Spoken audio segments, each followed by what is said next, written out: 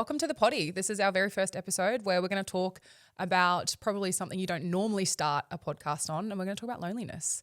Probably a little bit of why I started this podcast, because the feeling of being in business, the feeling of being a female in business, living in a regional and remote area, being a mum, being a former athlete, there has been really pivotal times in my life where loneliness has actually been the biggest teacher of the lesson I needed to learn.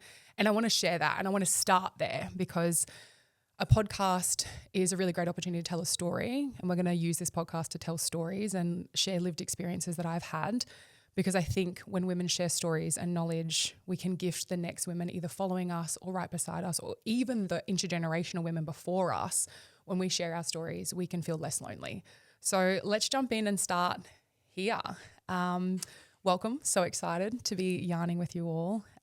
Why loneliness is where I'm starting is because loneliness isn't always an indication that you're on the wrong path. Actually, sometimes it can be an indication that you're exactly where you're meant to be.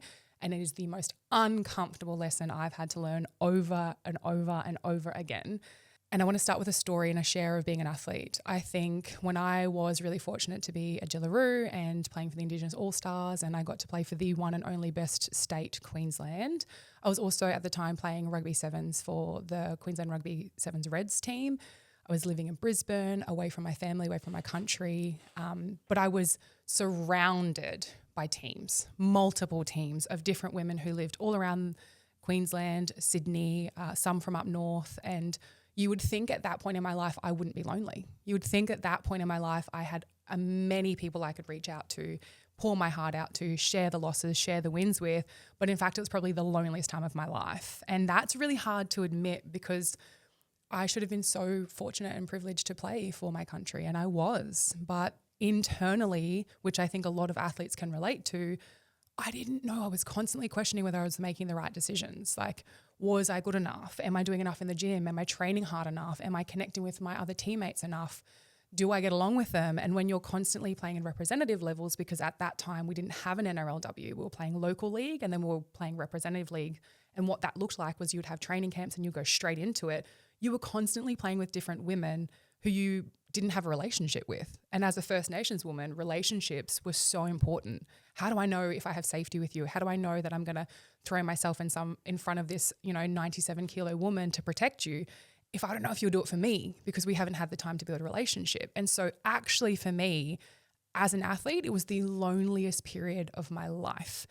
If you would have seen my social media that I deleted when I left the game, it was probably looked like the happiest and the most exciting. And it looked like every little girl could have seen that and gone, wow, I want to have that.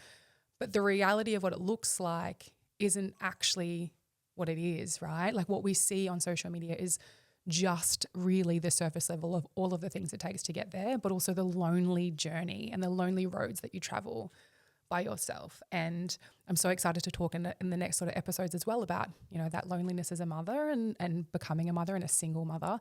But now as in when I'm in business, the loneliness has been actually the biggest teacher. And for me, wondering if I was making the right decision is probably where I stunted myself. I stopped trusting myself and listening to the ancestors. I like to say ancestors, whatever you believe in, you can lean into that as well. Listening to what is around me, not just people, but my own intuition what got me through those lonely periods, was what got me looking at the solutions. And that's where we need to look. We don't need to be sitting here in the sorrow of every single lonely moment. Well, yes, it's important to feel that. It's also important to say, what am I supposed to be learning here? What is this teaching me? And for me, the practice was the part that shifted and pivoted all of my energy and started moving me in the direction that I was less lonely, was the understanding that I had to stop looking around me and asking myself, what are they doing? And should I be doing that? Or am I making the right decision because it looks different to that person? I had to really start asking myself, what's guiding this decision? Why am I playing the game? What does it mean for me? Who am I here for? Am I here for myself? Who else am I here for? What does next look like? And the next came a lot faster than I even expected and I wanted. But I started to realize that I was so guided. And as a First Nations woman, I think growing up with First Nations women teaching you that and teaching you that you are not alone at any period of your life. You're guided by country, you're guided by spirit, you're guided by the women around you if you let them. And that was what I had to come back to. So for me, some of the loneliest points were stopping and asking myself, really and truly, what is guiding me here? Is it my value system? Am I working and operating from a place that is keeping myself proud and happy? Or do I need to lean into some more walking on country? Do I need to sit down and journal some more? Do I need to eat a beautiful simmered chicken with lots of rice that was not in my meal plan and just bring myself back to basics and remember what is the bigger purpose here?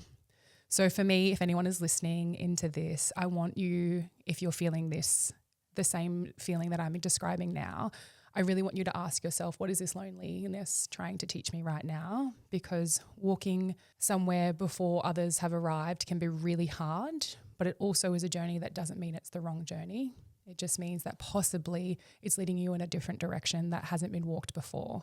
You're not lonely, you're guided. Reach out. There are people here to talk to you, but there are also people who are excited to see where you end up.